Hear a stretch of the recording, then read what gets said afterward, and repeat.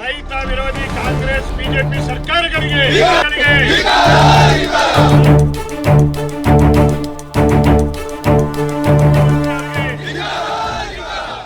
ಅಧ್ಯಕ್ಷರು, ಬ್ಯಾಂಕೋಸ್ ಉಪಾಧ್ಯಕ್ಷರು, ನಾನು ಎಲ್ಲ ಶಾಕ್. ಏನ್ ಮಾಡಬೇಕು ಪರಿಸ್ಥಿತಿ? ಮಧ್ಯಾಹ್ನ 3 ಗಂಟೆ ಕೈ ನೀರು ಹೋಗಿದೆ. ನಾಳೆ ಬೆಳಿಗ್ಗೆ ಆ ಸಂದರ್ಭದಲ್ಲಿ ತಕ್ಷಣ ನಮ್ಮ ಸಂಸದರಾಗಿರ್ತಕ್ಕಂಥ ರಾಘವೇಂದ್ರ ಅವರನ್ನು ಭೇಟಿ ಮಾಡಿದೀವಿ. ಆಮೇಲೆ ಕುಮಾರಸ್ವಾಮಿ ಅವರನ್ನ ಕೃಷಿ ಮಂತ್ರಿಗಳಾಗಿದೆ, ಕುಮಾರಸ್ವಾಮಿ ಅವರನ್ನ ಭೇಟಿ ಮಾಡಿದೀವಿ. ಅಂತಿದ್ದಾರೆ, ಗೊತ್ತಿರ್ಬೇಕು ಬಹಳ ಮಂದಿ ಸರ್ವೇರಿ ತುಂಬಾ ಇನ್ಫ್ಲೂಯೆನ್ಸ್ ಹ್ಯಾಂಡ್ ಅವರು. ಡೆಲ್ಲಿವರೆಗೆ ನಾವು ಡೆಲ್ಲಿಗೆ ಹೋದ್ಮೇಲೆ ಮಂತ್ರಿಗಳನ್ನ ಅಪಾಯಿಂಟ್ಮೆಂಟ್ ತಗೊಂಡ್ರು, ಯಾರನ್ನು ಭೇಟಿ ಮಾಡಬೇಕು ಅಂತ ಹೇಳಿ ಅಪಾಯಿಂಟ್ಮೆಂಟ್ ತಗೊಂತಾರೋ ಅಂತ ಪವರ್ಫುಲ್ ಹ್ಯಾಂಡ್ ನಮ್ಮ ಜೊತೆಗಿದ್ವಿ. ನಾವು ಆವಾಗ ಇವ್ರನ್ನೆಲ್ಲರನ್ನೂ ಭೇಟಿ ಮಾಡಿ ಅವರೆಲ್ಲ ಜೊತೆ ಮಾಸ ನೋಡಿದಾಗ ಅಡಿಕೆ ತೋಟ ಕೂಡ ಫಾರೆಸ್ಟ್ ಆಗಿದೆ. ಇವತ್ತು ಅಡಿಕೆ ತೋಟ ಫಾರೆಸ್ಟ್ ಆಗಿದ್ರೆ ನೀವು ಯೋಚನೆ ಮಾಡಿ, ನಮ್ಮ ಅಡಿಕೆ ಮರವನ್ನ ಎಷ್ಟು ರೇಂಜ್ ಪರ್ಮಿಷನ್ ಬೇಕಿತ್ತು, ಅಡಿಕೆಯನ್ನ ತಗೊಂಡು ಸಾಗರ್ ಹೋಗ್ಬೇಕಾರೆ ಅಲ್ಲಿ ಅದ್ರ ಹುಡುಗಾಗ್ತಿದ್ರು. ಕಾಡಲ್ಲ ಅದು, ಫಾರೆಸ್ಟ್ ಕಾಡು. ಅದಕ್ಕೆ ಕಾಡುಗಳೇ ಅಂತ ಹೇಳಿ ಅದು ಕೆಪಿಸಿ ಯಾರ್ದು ಸ್ವಾಮಿ? ಅದು ಯಾರ್ದು ಕೆಪಿಸಿ? ಕೆಪಿಸಿ ನಮ್ದು, ನಾವು ಕಳ್ಕೊಂಡರು ನಮ್ದು ಕೆಪಿಸಿ. ರೈತರು ಕೆಲವೊಂದು ಸ್ನೇಹಿತರು ಯಾರು ಹೇಳಿದ್ರು ಇಲ್ಲಿ ಒಳಂದ ಕಡೆಯಲ್ಲಿ. ಅದೇ ರೀತಿ ಇವತ್ತು ಎಡಮನೆ ಅಂತ ಬಂತು, ಅಲ್ಲಿ ಅರಣ್ಯ ಅಧಿಕಾರಿಗಳು ಈಗ ವಕ್ಲೆಬ್ಸ್ ಅಂತ ಇದು ಮಾಡಿದ್ದಾರೆ. ಸ್ವಾಮಿ, ನಮ್ಮನ್ನ ಆಳ್ತಕ್ಕಂತ ರಾಜಕಾರಣಿಗಳು ತಪ್ಪು ಮಾಡಿದ್ದಾರೆ. ಆ ತಪ್ಪನ್ನ ಅವರು ಇವತ್ತು ಮತ್ತೆ ಅರಣ್ಯ ಭೂಮಿಯಲ್ಲಿ ವಾಸವಾಗಿರ್ತಕ್ಕಂಥ ರೈತರು, ಹಾಗೆ ಗೋಮಾಳ ಅಂತಕ್ಕಂಥ ಭೂಮಿಯಲ್ಲಿ ವಾಸವಾಗಿರ್ತಕ್ಕಂಥ ರೈತರು, ನಮ್ಮ ಮಕ್ಕಳಿಗೆ ವಿದ್ಯಾಭ್ಯಾಸ ಇಲ್ಲ, ನಮ್ಮ ತಂದೆ ತಾಯಿಗೆ ವಿದ್ಯಾಭ್ಯಾಸ ಇಲ್ಲ, ನಮಗೆ ವಿದ್ಯಾಭ್ಯಾಸ ಇಲ್ಲ. ಅವರು ಇವತ್ತು ನಮ್ಮನ್ನು ನಿರಾಶ್ರಿತರನ್ನಾಗಿ ಮಾಡಿ ಮತ್ತೆ ನಾವು ಮಾತಾಡೋಣ ಅಂತಕ್ಕಂಥದ್ದು ಬೇಡ. ಎಲ್ಲರೂ ನಾಲ್ಕು ಮಾತಾಡಿ, ನಿಮ್ಮ ಅನಿಸಿಕೆ ಮಾತಾಡಿ, ನಿಮ್ಮ ಕಷ್ಟ ಸುಖ ಹಂಚ್ಕೊಳ್ಳಿ. ನಾವು ಇವತ್ತು ನಿರಾಶ್ರಿತರಾಗಲಿ.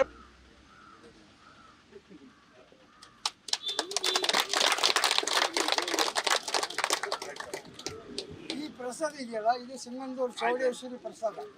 ನಾನು ಈ ಸಭೆಯಲ್ಲಿ ಕೆಲವು ವಿಚಾರಗಳನ್ನ ಮಂಡನೆ ಮಾಡ್ತೀನಿ. ಆಮೇಲೆ ತೀರ್ಮಾನವನ್ನು ಮಾಡ್ಕೊಂಡು ಬಹಳ ದೂರದಿಂದ ದೊಡ್ಡದಿದೆ, ಬಹಳ ದೂರದಿಂದ ಬಂದಿದ್ದೀರಿ. ವಿಷಯ ತಿಳ್ಕೊಂಡು ಯಾವ್ಯಾವ ಗ್ರಾಮದಿಂದ ಒಬ್ಬೊಬ್ರು ಬಂದಿದ್ದೀರಿ, ಮುಂದಿನ ಹೋರಾಟ ಹೇಗ್ ಮಾಡ್ಬೇಕು ಅನ್ನೋದ್ರ ಬಗ್ಗೆ ಶರಾವತಿ ಮುಳುಗಡೆ ಸಂತ್ರಸ್ತರು, ಇತರೆ ಮುಳುಗಡೆ ಸಂತ್ರಸ್ತರ ಜೀವನದಲ್ಲಿ ಅತ್ಯಂತ ಮಹತ್ವದ ದಿನ.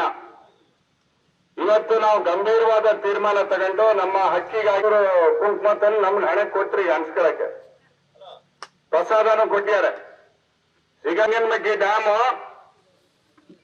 ಆ ಡ್ಯಾಮ್ ಕಟ್ಟದ ಮೇಲೆ ಅಂತೇಳಿ ಈ ಸಂದರ್ಭದಲ್ಲಿ ನಾನು ಹೇಳಲಿಕ್ಕೆ ಇಷ್ಟಪಡ್ತೀನಿ.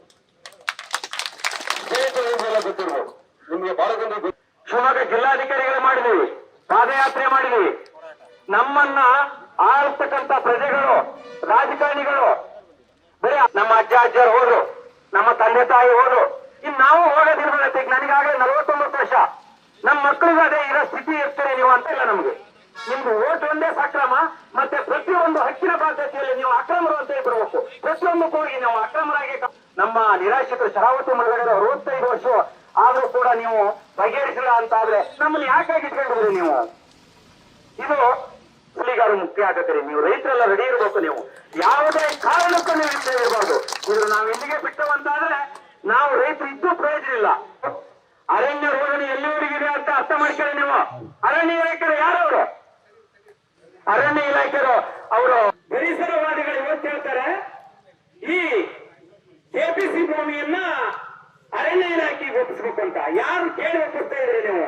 ಸ್ಥಳೀಯ ಸ್ವಾಮಿ, ನಾವು ಕಳ್ಕೊಂಡವ್ರು ಒಂದಿಷ್ಟು ಜನ ಇದೀವಿ, ಕೆಲವೊಂದು ಭಾಗದಲ್ಲಿ ಇದೀವಿ ನಾವು, ಕೆಲವೊಂದಷ್ಟು ಜನ ಇದೀವಿ. ಅವರಿಗೆ ಆ ಭೂಮಿಯನ್ನು ಕೊಡಿ ನೀವು. ರಾಜಕಾರಣಿಗಳು ಮಂಡ್ಯ ತೋರಿಸೋದಲ್ಲ, ಏನಾಗಿದೆ ಪರಿಸ್ಥಿತಿ ಅಂತಕ್ಕಂಥದ್ದನ್ನ ಅರ್ಥ ಮಾಡ್ಕೊಳ್ಳಿ ನೀವು. ಜನರಿಗೆ ಏನ್ ತೊಂದರೆ ಆಗಿದೆ ಅಂತನ ಅದನ್ನು ಬಿಟ್ಟು ನೀವು ನಾವು ಆ ಉದ್ದೇಶದಿಂದ ರೈತರು ಜೀವಂತವಾಗಿದ್ದಾರೆ. ಶರಾವತಿ ಮುಳುಗಡೆಯರು ಯಾವುದೇ ಕಾರಣಕ್ಕೂ ಹೋಗಿಲ್ಲ ಅಂತ ರೈತರಿಗೆ ಹಕ್ಕು ಕೊಡಕ್ಕಾಗಿಲ್ಲ. ಇವತ್ತು ನಿಮ್ಮನ್ನು ಪ್ರತಿಷ್ಠೆ ಆದಂತ ಮಾತನಾಡ್ತಾ ಇದ್ರಿ ನೀವು. 65 ವರ್ಷ ಬೇಕಾ ಸ್ವಾಮಿ ದಿನಕ್ಕೂ? ಹಾಗೆ ನಮ್ಮ ಸಾಗರ ಪ್ರಸನ್ನ ಅವರು ಬರ್ತಾ ಇದ್ದಾರೆ, ಅವರಿಗೂ ನಮ್ಮ ಹೃತ್ಪೂರ್ವಕವಾದ ಇದು ಮಾಡ್ತಿಲ್ಲ. ನಾವು ಎಲೆಕ್ಷನ್ಗೂ ನಿಲ್ಲರಲ್ಲ, ಆದ್ರೆ ನಾವು ಯಾವುದೇ ಉದ್ದೇಶ ಇಟ್ಕೊಂಡು ಮಾಡ್ತಿಲ್ಲ. ನಮ್ಮ ರೈತರು ಬೀದಿ ಬಂದಿದ್ದಾರೆ ಅಂತ ಹೇಳ್ತಾ ಇದ್ದೀವಿ.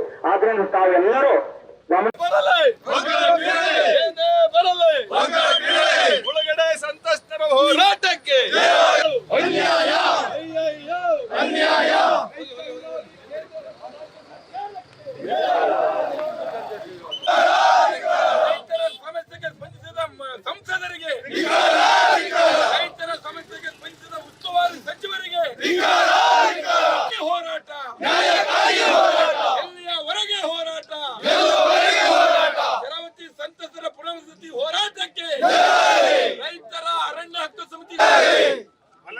ರೈತರ ಹೋರಾಟಕ್ಕೆ, ಮಲೆನಾಡು ರೈತರ ಹೋರಾಟಕ್ಕೆ, ರೈತ ವಿರೋಧಿ ಕಾಂಗ್ರೆಸ್ ಬಿಜೆಪಿ ಸರ್ಕಾರಗಳಿಗೆ, ಮಲೆನಾಡಿನ ರೈತರನ್ನು ನಿರ್ಲಕ್ಷಿಸಿದ ಮುಖ್ಯಮಂತ್ರಿ ಅವರಿಗೆ, ಶರಾವತಿ ಮುಳುಗಡೆ ಸಂತ್ರಸ್ತರ ಹೋರಾಟಕ್ಕೆ, ಶರಾವತಿ ಮುಳುಗಡೆ ಸಂತ್ರಸ್ತರ ಹೊರಾಯಿ ಸಾವೇಕ್ಲ ರೈತರ ಹೋರಾಟಕ್ಕೆ, ತುಂಗಭದ್ರಾ ಡ್ಯಾಮ್ ರೈತರ ಹೋರಾಟಕ್ಕೆ, ಅಂಬಳಿಗೊಳ ಡ್ಯಾಮ್ ರೈತರ ಹೋರಾಟಕ್ಕೆ, ರೈತರಿಗೆ ಕಿರುಕುಳ ಕೊಡ್ತಿರೋದು ಅರಣ್ಯ ಶಾಸಕರುಗಳಿಗೆ, ಬೇಜವಾಬ್ದಾರಿ ಎಂಪಿಗಳಿಗೆ, ರೈತ ಎಲ್ಲಿವರೆಗೂ ಹೋರಾಟ, ರಕ್ತವನ್ನು ಚೆಲ್ಲುತ್ತೇವೆ, ರಕ್ತವನ್ನು ಚೆಲ್ಲುತ್ತೇವೆ. ತೊಲಗಲಿ ತೊಲಗಲಿ ಅರಣ್ಯ ಅಧಿಕಾರಿಗಳಿಗೆ, ರೈತರಿಗೆ ಕಿರುಕುಳ ಅರಣ್ಯ ಇಲಾಖೆ ಅಧಿಕಾರಿಗಳಿಗೆ. ಶರಾವತಿ ವಿದ್ಯುತ್ ಯೋಜನೆ ಮುಳುಗಡೆ ಸಂತ್ರಸ್ತರ ಬೇಡಿಕೆಯನ್ನ, ಅವರ ಸಮಸ್ಯೆಯನ್ನ ಕರ್ನಾಟಕ ರಾಜ್ಯ ಸರ್ಕಾರದ ಮುಖ್ಯ ಕಾರ್ಯದರ್ಶಿ, ರಾಜ್ಯ ಸರ್ಕಾರದ ಕೇಂದ್ರ ಸರ್ಕಾರದ ಮುಖ್ಯ ಕಾರ್ಯದರ್ಶಿ ಇಬ್ರು ಪರಸ್ಪರ ಕೂತು ಮಾತನಾಡಿ ಬಗೆಹರಿಸಿ ಅಂತ ಹೇಳಿ ಸುಪ್ರೀಂ ಕೋರ್ಟು ಕಳೆದ ವರ್ಷ ಡಿಸೆಂಬರ್ 5ಕ್ಕೆ ಆದೇಶ ಮಾಡಿದೆ.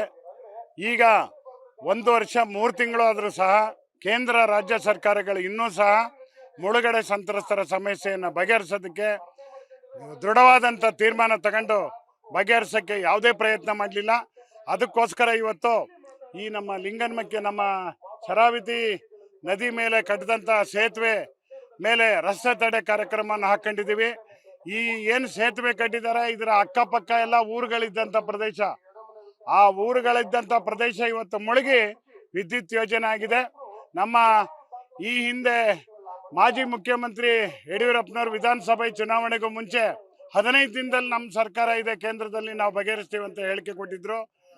ಹಿಂದಿನ ವಿರೋಧ ಪಕ್ಷದ ನಾಯಕ ಈಗಿನ ಮುಖ್ಯಮಂತ್ರಿ ಸಿದ್ದರಾಮಯ್ಯನವರು, DK ಶಿವಕುಮಾರ್ ಅವರು, ಮಧು ಬಂಗಾರಪ್ಪನವರು ಪಾದಯಾತ್ರೆ ಮಾಡಿದ್ದಿನ, ಇದೇ ಸಮಸ್ಯೆ ಬಗೆಹರಿಸೋಕ್ಕೋಸ್ಕರ ಮಾಡಿದ್ದಿನ. ಅವತ್ತು ನಮ್ಮ ಪಕ್ಷ ಅಧಿಕಾರಕ್ಕೆ ಬಂದರೆ ತಕ್ಷಣನೇ ಈ ಸಮಸ್ಯೆಯನ್ನು ಬಗೆಹರಿಸ್ತೀವಿ ಮುಳುಗಡೆ ಸಂತ್ರಸ್ತರದ್ದು ಅಂತ ಹೇಳಿದ್ರು ಸಿದ್ದರಾಮಯ್ಯನವರು, DK ಶಿವಕುಮಾರ್ ಅವರು.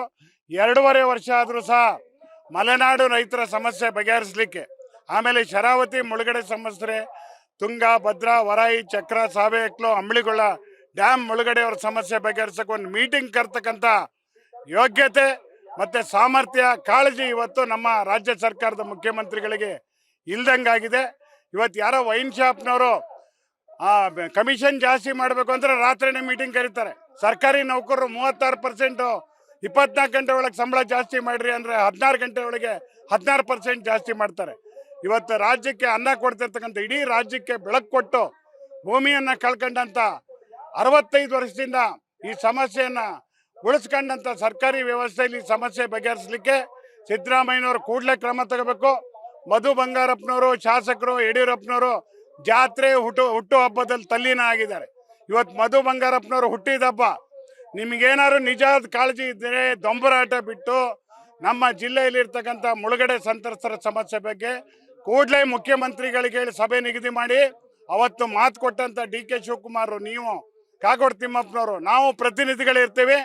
ಏನೇನು ಪರಿಹಾರ ಇದೆ ಮಲೆನಾಡಿನ ರೈತರ ಸಮಸ್ಯೆ, ಕೊಡಗು, ಚಿಕ್ಕಮಗಳೂರು, ಉಡುಪಿ, ಆಮೇಲೆ ಉತ್ತರ ಕನ್ನಡ, ಈ ಸಮಸ್ಯೆಗಳು ಮತ್ತು ಪರಿಹಾರ ಈಗಾಗಲೇ ನಿಮ್ಗೆ ವರದಿ ಕೊಟ್ಟಿದ್ದೀವಿ. 10,000 ಜನ ರೈತರೆದುರಿಗೆ ಅದನ್ನು ಕೂಡಲೇ ಈಡೇರಿಸಬೇಕು ಅಂತ ಆಗ್ರಹ ಪಡಿಸ್ತೀವಿ.